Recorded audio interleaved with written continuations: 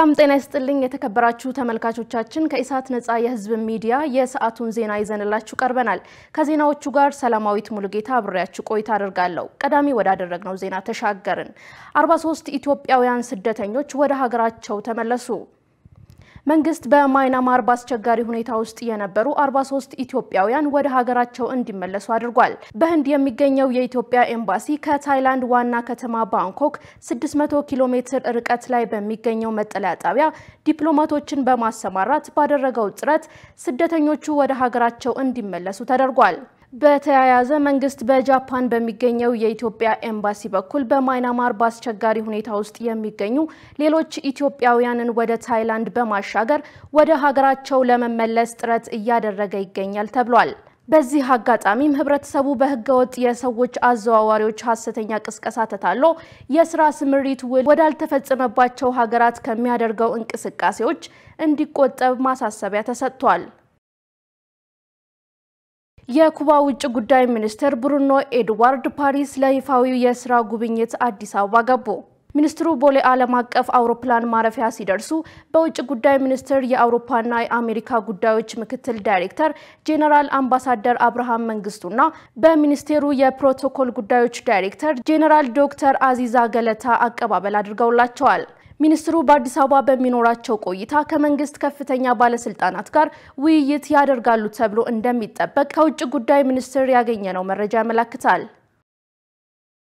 የኢትዮጵያ የውጭ ጉዳይ ፖሊሲ ከጎረቤት ሀገራት ጋር ለቀጠናዊ ትስስር ለጋራ እድገትና ተጠቃሚነት ትኩረት መስጠት የዲፕሎማሲው አስኳል እንደሆነ ተገልጿል በዚህም ከቀጠናው ሀገራት ጋር ካሉ የትብብር መስኮች መካከል በኃይል መሰረተ ልማት መተሳሰር አንዱ ነው ይህንን ተከትሎም ኢትዮጵያና ታንዛኒያ የኢነርጂ ትብብር አድርገዋል ኢትዮጵያ ለጎረቤት ሀገራት የምታቀርበው የኤሌክትሪክ ኃይል የሀገሪቱን ኢኮኖሚያዊ ትስስር የሚያጠናክርና የኢትዮጵያን ቀጠናውን በመሰረተ ልማት የማስተሳሰር ጽኑ ፍላጎት ማሳያ ነው በተጨማሪም በቀጠናው ዘላቂ የኤሌክትሪክ ገበያ ልማት ማረጋገጥ የሚያስችል ክፍለ ሀገራት ጥምረት ነው ተብሏል ኢትዮጵያ ታንዛኒያና ኬንያ የሶስትዮሽ የኤሌክትሪክ ኃይል ሽያጭ ስምምነት በጥር ወር 2017 ዓ.ም መፈራረማቸው ይታወሳል የሶስትዮሹ ስምምነት ኢትዮጵያ ከታንዛኒያ ጋር የኃይል ሽያጭ እንዲሁም ኬንያ ከታንዛኒያ ጋር የኃይል ማስተላለፊያ መስመር ኪራይ ውልን ያካተተ ነው ሲል ኢዚያ በዘገባው አስነብቧል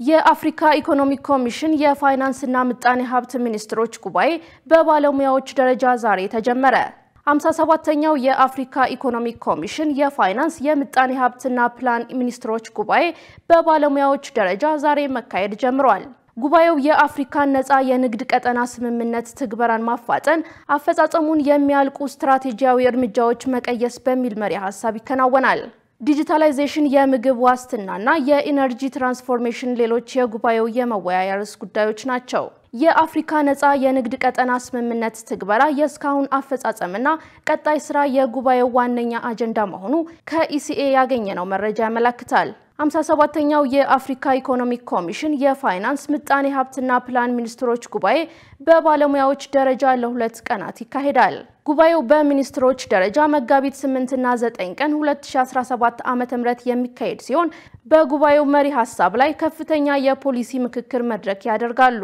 በተጨማሪም ከጉባኤው ጋር በተጓዳኝ የተለያዩ ሁነቶች እንደሚደረጉ ኢሲኤ አስታውቋል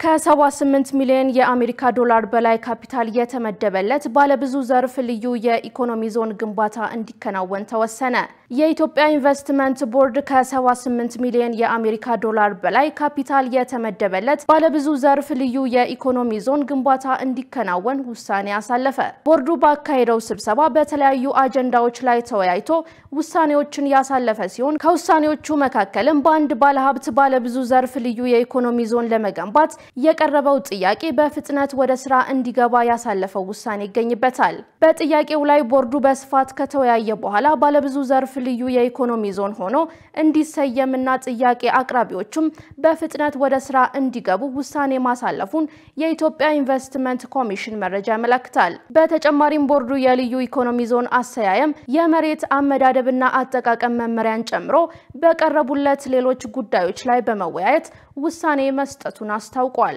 ቦርዱ በሀገሪቱ ምቹና ሳቢ የኢንቨስትመንት ከባቢ ለመፍጠር ያለውን ቁርጠኝነት እንዲሁም ለኮሚሽኑ የሚሰጠው ድጋፍ አጠናክሮ እንደሚቀጥል መግለጹን በመረጃው ተጠቅሷል። በታዳሽ ኃይል የሚሰሩ ተሽከርካሪዎችን በማስፋት የነዳጅ ወጪን መቀነስ እንደሚገባ ተገለጸ። በታዳሽ ኃይል የሚሰሩ ተሽከርካሪዎችን በማስፋት የነዳጅ ወጪን መቀነስ እንደሚገባ የትራንስፖርትና ሎጂስቲክስ ሚኒስቴር አለሙ ስሜ አሳስበዋል።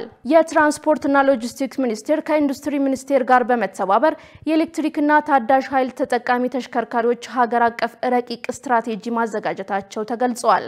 የአየርን ብክለት ለመቀነስና የከተሞችን ጽዳት ለመጠበቅ የነዳጅ መኪኖችን በመቀነስ አረንጓዴ ትራንስፖርትን ማበረታታት እንደሚገባ ያነሱት ዶክተር አለሙ ስሜ ለነዳጅ የሚወጣውን የወጪ ምንዛሬ መቀነስ እንደሚያስፈልግ ተናግረዋል። በዚህም ለነዳጅ የሚወጣውን የውጭ ምንዛሬ በመቀነስ ለሌላ የልማት ስራ ማዋል እንደሚገባ ገልጸዋል። አሁን ላይ በታዳሽ ኃይል የሚሰሩ ተሽከርካሪዎችን ሙሉ ለሙሉ ወደ ስራ ለማስገባት የተወሰኑ ተግዳሮቶች እንዳሉ ጠቁመዋል። በታዳሽ ኃይል የሚሰሩ ተሽከርካሪዎችን ሙሉ ለሙሉ ወደ ስራ ለማስገባት የህግ ማዕቀፍ ማዘጋጀትና አሰራር መዘርጋት እንዲሁም በከተሞች የቻርጅ ማድረጊያ ጣቢያዎችን ማስፋት ቀጣይ ስራ መሆኑን ማስታውቀዋል። የትግራይ ክልል ጊዜያዊ አስተዳደር ፕሬዝዳንት ጌታቸው ረዳ ከህገወጥ የህወሓት አንጃ ጋር የወገኑ የትግራይ ወታደራዊ አዛዦች በመቀሌና አዲግዶም ከተሞች በሰላማዊ ሰዎች ላይ በመተኮስ በርካቶች ላይ ጉዳት አድርሰዋል በማለት ትላንት ምሽት በማህበራዊ ትስስር ገጻቸው ከሰዋል።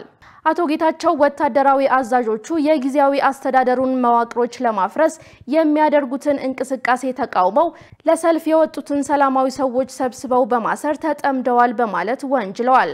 የወታደራዊ አዛዦቹ ዓላማ ህገወጡን ቡድን ወደ ስልጣን ማምጣት መሆኑን የጠቀሱት ፕሬዝዳንቱ ድርጊቱ ትግራይን ወደ ከባድ አረንቋ እያስገባ ይገኛል ብለዋል።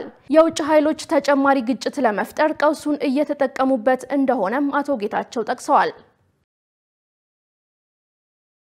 የተከበራችሁ ተመልካቾቻችን ከኢሳት ነጻ የህዝብ ሚዲያ ወደ እናንተ እየደረሰ ያለው የሰዓቱ ዜና አሁንም እንደቀጠለ ነው። አሁን ደግሞ ወደ ውጭ ጉዳዮች ተሻገርን።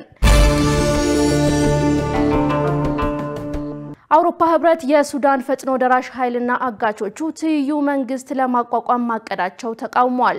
ትይዩ መንግስት ማቋቋም የሀገሪቱን ግዛት ይከፋፍላል፣ የሱዳን ህዝብ ሁሉን አካታች በሆነ ሂደት ወደ ሲቪል መንግስት ለመመለስ ያለውን ፍላጎት አደጋ ላይ ይጥላል በማለት ህብረቱ ባወጣው መግለጫ አስታውቋል። አውሮፓ ህብረት በሱዳን ጦር ሰራዊትና በፈጥኖ ደራሽ ኃይል ላይ ካሁን ቀደም ማዕቀቦችን ጥሏል። ትይዩ መንግስት ለማቋቋም ባለፈው ወር ናይሮቢ ላይ ከስምምነት ላይ የደረሱት ፈጥኖ ደራሽ ኃይልና አጋቾቹ የትይዩ መንግስታቱን ምስረታ እስካሁን ይፋ አላደረጉም። ዩክሬን የ30 ቀናቱን የተኩስ አቁም ስምምነት ሐሳብ ለመቀበል መስማማቷን አስታወቀች። በሳውዲ አረቢያ በተደረገው ውይይት አስቸኳይ የ30 ቀናት የተኩስ አቁም እንዲደረግ ሐሳብ ቀርቧል። በአሜሪካና በዩክሬን ከፍተኛ ባለስልጣናት መካከል በሳውዲ አረቢያ ጂዳ ከተካሄደው ስብሰባ በኋላ ነው ዩክሬን አሜሪካ ያቀረበችውን አስቸኳይ የተኩስ አቁም ጥያቄ መቀበሏን የገለጸችው። የአሜሪካ የውጭ ጉዳይ ሚኒስትር ሐሳቡን ለሩሲያ እንደሚያቀርቡና አዎንታዊ ምላሽ እንደሚጠብቁ ተናግረዋል። ዩክሬን ተኩስ ለማቆምና ለመነጋገር ዝግጁ ነች። ሩሲያ ይህን ሐሳብ ውድቅ የምታደርገው ከሆነ በሚያሳዝን ሁኔታ ሰላም ለማምጣት እንቅፋት የሆነው ምን እንደሆነ አናውቅም ብለዋል። ኪየቭና ዋሽንግተን ከስምምነት ላይ የደረሱት ዩክሬን በሞስኮ በፈጸመችው ከፍተኛ የድሮን ጥቃት 3 ሰዎች መገደላቸው ከተሰማ በኋላ ነው። ከድሮን ጥቃት በኋላ ሩሲያ ባወጣችው መግለጫ ዩክሬን አሁንም ጦርነት ለማቆም ዲፕሎማሲያዊ መንገዶችን ለመጠቀም ዝግጁ አለመሆኗን አመላካች ነው ብላለች። የዩክሬኑ ፕሬዝዳንት ቮሎዲሚር ዜሌንስኪ በበኩላቸው ከዚህ በኋላ ይህን በጎ ሐሳብ ሩሲያ እንድትቀበለው ማግባባት የአሜሪካ ስራ ነው ብለዋል። ጦርነቱን ለማስቆም በሚደረገው ድርድር ላይ የሚሳተፈውን ልኡካናቸው አባላት ለመሰየምና በአፋጣኝ ድርድሩ ለመጀመር ተስማምተዋል። ሩሲያ እስካሁን ለጊዜያዊ የተኩስ አቁም ጥያቄ በይፋ የሰጠችው ምላሽ የለም። ክሬምሊን በጉዳዩ ላይ ከአሜሪካ ከሚደረግለት ማብራሪያ በኋላ የመንግስት አቋም እንደሚያሳውቅ ገልጸዋል። ነገር ግን ኮንስታንቲን ኮሳጄቭ የተባለ ተደማጭነት ያላቸው የሩሲያ ፓርላማ አባል ማንኛውም ስምምነት በአሜሪካ ሳይሆን በሩሲያ ፍላጎት ላይ የተመሰረተ ሊሆን ይገባል ብለዋል። የሰላም ስምምነት ለማድረግ የሁለት ወገን ፍቃደኝነት ይጠይቃል ያሉት ፕሬዝዳንት ዶናልድ ትራምፕ በበኩላቸው በተኩስ አቁም እቅድ ላይ በቅርቡ ከፕሬዝዳንት ፑቲን ጋር እንደሚነጋገሩና በጎ ምላሽ እንደሚጠብቁ ገልጸዋል። በተጨማሪም የተኩስ አቁም በመጪዎቹ ቀናት ለስምምነት እንደሚበቃና ወደ ተግባር እንደሚለወጥ ተስፋ እንደሚያደርጉ ተናግረዋል ሲል የዘገበው አልአይን ነው። የተከበራችሁ ተመልካቾቻችን ከኢሳት ነፃ የህዝብ ሚዲያ ወደ እናንተ ሲተላለፍ የነበረው የሰዓቱ ዜና ተጠናቋል። ከዜናዎቹ ጋር ሰላማዊት ሙሉጌታ አብሬያችሁ ቆይታ አድርጌያለሁ። ከቀሪ የኢሳት ዝግጅቶች ጋር ሰላም።